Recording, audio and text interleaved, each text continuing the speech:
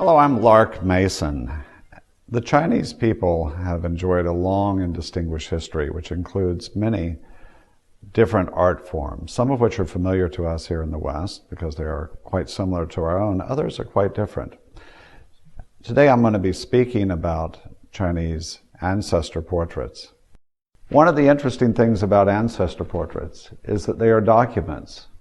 They show us objects which were considered valuable and of significance, in addition to displaying information about the individual, his physical or her physical characteristics. Most ancestor portraits are of elderly men and women, because it took a while for someone to attain the stature that was requisite for being acknowledged of such importance. Behind me is an example of a Chinese ancestor portrait. The portrait is of an elderly man who occupies a high rank in the Chinese civil government. Now we can deduce some information about this individual from the objects that surround him.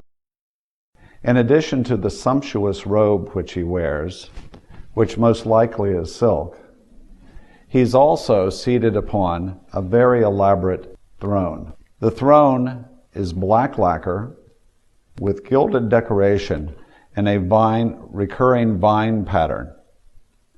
And inset into the throne are pale green striated marble panels. The throne has a cushion. The lower cushion is orange with gold woven decoration, on top of which is a green patterned silk thin covering, probably a pad of some sort. His hat, which rests at his left arm, is placed on an elaborate hat stand, again probably gilded lacquer and carved wood.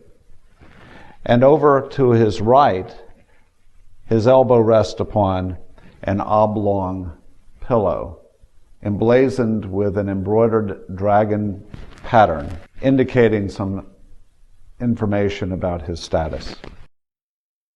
How do you determine value? Much depends upon who the individual was and the quality of the painting itself. In this example, the painting is quite fine quality, and you can tell that it was considered quite highly by the fine, wide gold silk borders which framed this picture.